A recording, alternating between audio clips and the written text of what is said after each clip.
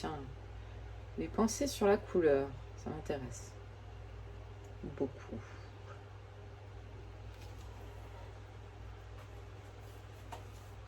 Denis Diderot, Essai sur la peinture, chapitre 2, Mes petites idées sur la couleur.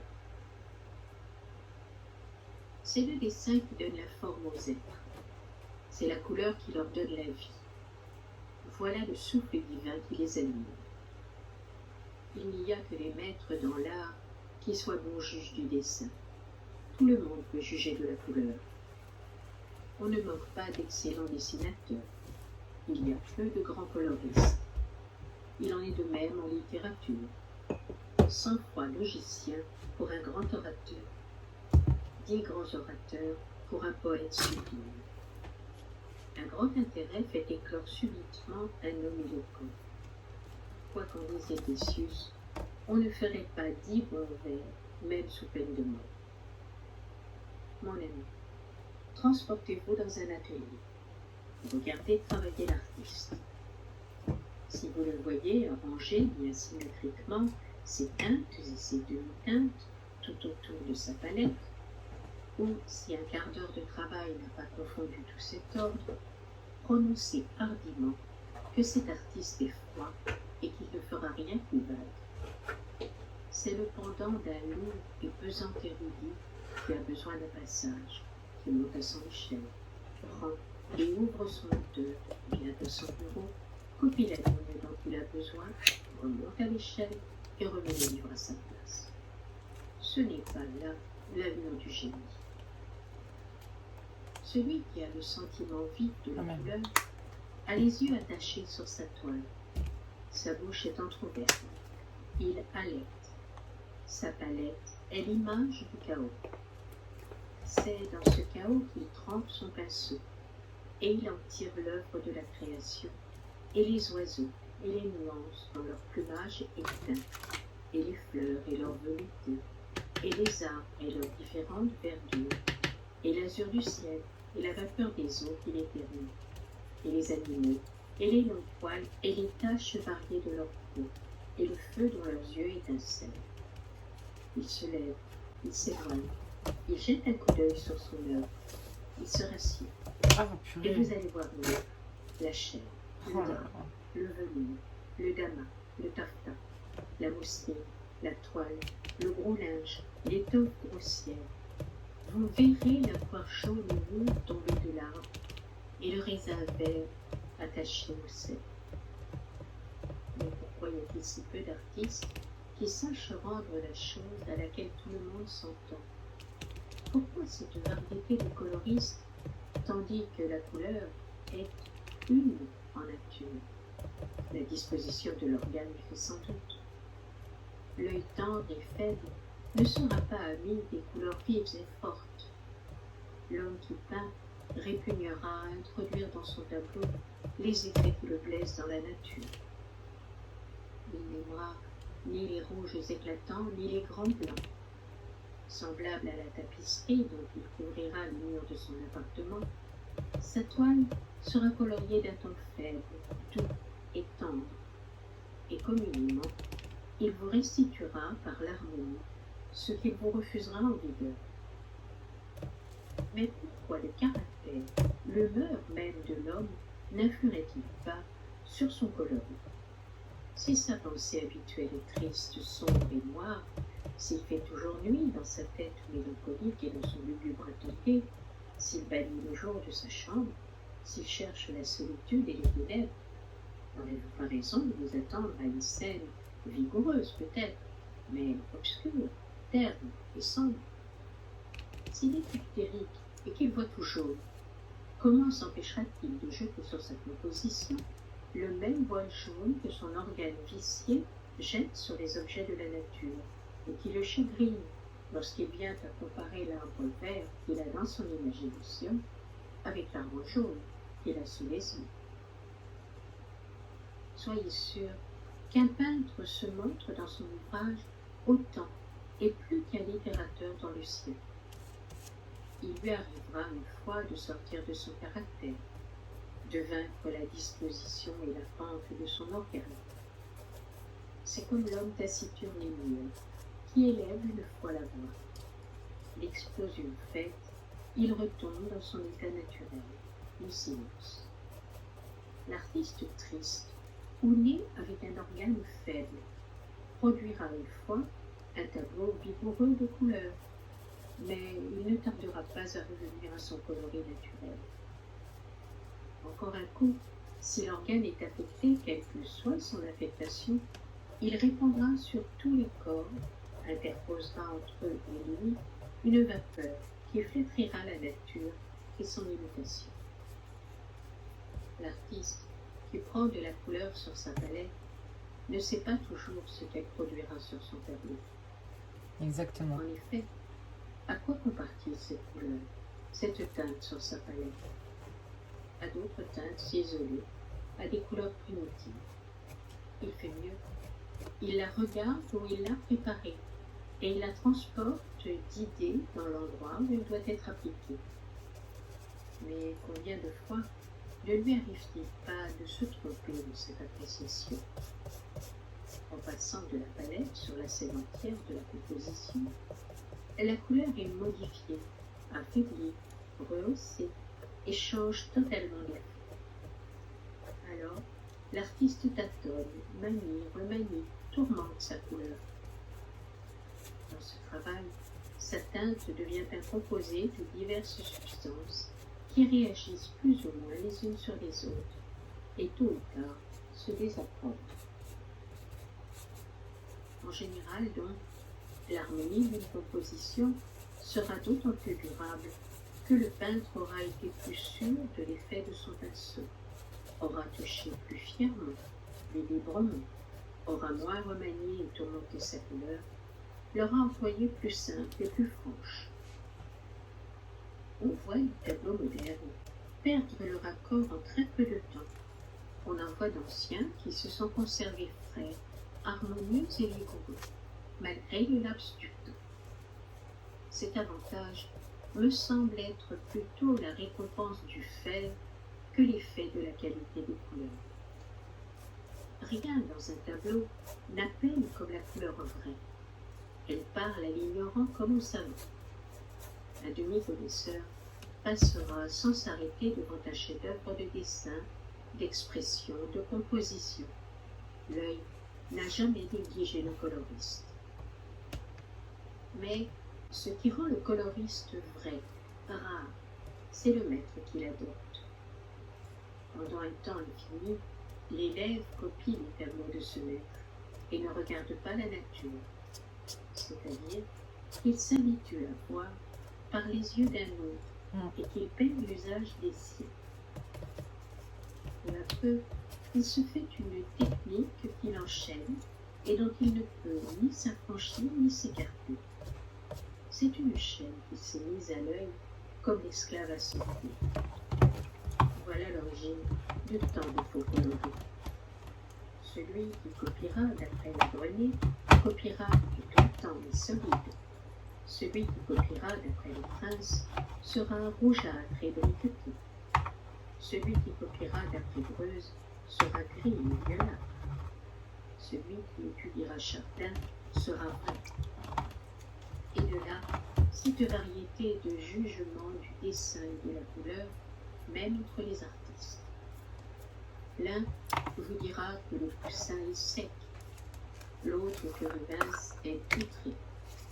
Et moi, je suis le Lilliputien qui leur frappe doucement sur l'épaule et qui les avertit qu'ils ont dit une sottise. On a dit que la plus belle couleur qu'il y eût au monde était cette rougeur aimable dont l'innocence, la jeunesse, la santé, la modestie et la pudeur coloraient les joues d'une fille. Et l'on a dit une chose qui n'était pas seulement fine, touchante et délicate, mais vraie, car c'est la chair qu'il est difficile de rendre. C'est ce blanc onctueux, égal sans être pâle ni mat. C'est ce mélange de rouge et de bleu qui transpire imperceptiblement. C'est le sang, la vie qui font le désespoir du coloriste. Celui qui a acquis le sentiment de la chair a fait un grand pas. Le le reste n'est rien en comparaison. Ni le peintre sont morts sans avoir senti la chair, ni l'autre mourront sans l'avoir senti. La diversité de nos étoffes et de nos draperies n'a pas pu contribuer à perfectionner l'art du coloris. Il y a un prestige dont il est difficile de se garantir. C'est celui d'un grand harmoniste. Je ne sais comment je vous rendrai clairement ma pensée. Voilà sur une toile une femme vêtue de satin blanc. Couvrez le reste du tableau et ne regardez que le vêtement. Peut-être ce satin vous paraîtra-t-il sale, mat, peu vrai. Mais restituez cette femme au milieu des objets dont elle est environnée. Et en même temps, le satin et sa couleur reprendront leur effet. C'est que tout le ton est trop faible, mais chaque objet perdant proportionnellement le défaut de chacun vous échappe. Il est sauvé par l'harmonie. C'est la nature vue à la chute du jour. Le ton général de la couleur peut être faible sans être faux. Le ton général de la couleur peut être faible sans que l'harmonie soit détruite. Au contraire, c'est la vigueur de coloris qu'il est difficile d'allier avec l'harmonie. Faire blanc et faire lumineux sont deux choses fort diverses. Tout étant égal d'ailleurs entre deux compositions, la plus lumineuse vous plaira sûrement davantage. C'est la différence du jour et de la nuit. Quel est donc pour moi le vrai, le grand coloriste? C'est celui qui a pris le ton de la nature et des objets bien éclairés, et qui a su accorder son tableau. Il y a des caricatures de couleurs comme de dessins, et toute caricature est de mauvais goût. On dit qu'il y a des couleurs amies et des couleurs ennemies, et l'on a raison si l'on entend qu'il y en a qui s'allient si difficilement, qui tranchent tellement les unes à côté des autres, que l'air et la lumière, ces deux harmonistes universels, peuvent à peine nous en rendre le voisinage immédiat supportable. Je n'ai garde de renverser dans l'art l'ordre de l'arc-en-ciel. L'arc-en-ciel est, en peinture, ce que la base fondamentale est en musique, et je doute qu'aucun peintre entende mieux cette partie qu'une femme un peu coquette ou une bouquetière qui sait son métier. Mais je crains bien que les peintres pusillanimes ne soient partis de là pour restreindre pauvrement les limites de l'art et se faire un petit technique facile et borné, ce que nous appelons entre nous un protocole. En effet, il y a un tel protocolier en peinture, si humble serviteur de l'arc-en-ciel, qu'on peut presque toujours le deviner. S'il a donné telle ou telle couleur à un objet, on peut être sûr que l'objet voisin sera de telle ou telle couleur. Ainsi, la couleur d'un point de leur toile étant donnée, on sait tout le reste. Toute leur vie, ils ne font plus que transporter ce point. C'est un point mouvant qui se promène sur une surface, qui s'arrête et se place où il lui plaît, mais qui a toujours le même cortège. Il ressemble à un grand seigneur qui n'aurait qu'un habit avec ses valets sous la même livrée. Ce n'est pas ainsi qu'en usent Vernet et Chardin. Leur intrépide pinceau se plaît à entremêler avec la plus grande hardiesse, la plus grande variété et l'harmonie la plus soutenue, toutes les couleurs de la nature avec toutes leurs nuances. Ils ont pourtant une technique propre et limitée. Je n'en doute point et je le découvrirai si je voulais m'en donner la peine. C'est que l'homme n'est pas Dieu, c'est que l'atelier de l'artiste n'est pas la nature. Vous pourriez croire que pour se fortifier dans la couleur, un peu d'étude des oiseaux et des fleurs ne nuirait pas. Non, mon ami, jamais cette imitation ne donnera le sentiment de la chair. Voyez ce que devient Bachelier quand il a perdu de vue sa rose, sa jonquille et son œillet. Proposez à Madame Rien de faire un portrait et porter ensuite ce portrait à la tour. Mais non, ne le lui portez pas. Le traître n'estime aucun de ses confrères assez pour lui dire la vérité. Proposez-lui plutôt à lui, qui sait faire de la chair, de peindre une étoffe, un ciel, un œillet, une prune avec sa vapeur, une pêche avec son levain, et vous verrez avec quelle supériorité il s'en tirera. Et ce charlatan, pourquoi prend-on ces imitations d'êtres inanimés pour la nature même? C'est qu'il fait de la chair quand il lui plaît. Mais ce qui achève de rendre fou le grand coloriste, c'est la vicissitude de cette chair. C'est qu'elle s'amuse et qu'elle se flétrit d'un clin d'œil à l'autre. C'est que, tandis que l'œil de l'artiste est attaché à la toile et que son pinceau s'occupe à me rendre, je passe, et que lorsqu'il tourne la tête, il ne me retrouve plus. C'est l'abbé Leblanc qui s'est présenté à mon idée, et j'ai bâillé d'ennui. C'est l'abbé Trublet qui s'est montré, et j'ai les rires remis. C'est mon ami Grimm ou ma Sophie qui m'est apparue, et mon cœur a palpité, et la tendresse et la sérénité se sont répandues sur mon visage. La joie me saute par les pores de la peau, le cœur s'est dilaté, les petits réservoirs sanguins ont oscillé, et la teinte imperceptible du fluide qui s'en est échappé a versé de tous côtés l'incarnat et la vie.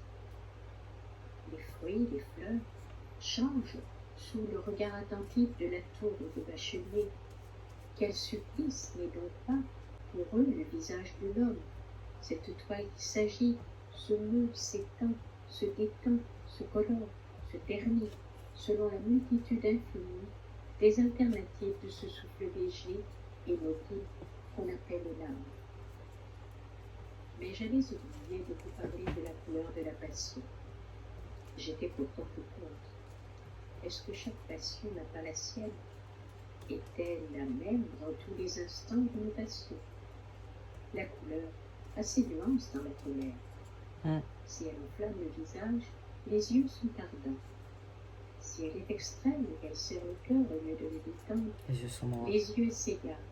La pâleur se répand sur le front et sur les joues. Les lèvres deviennent tremblantes et blanchâtres.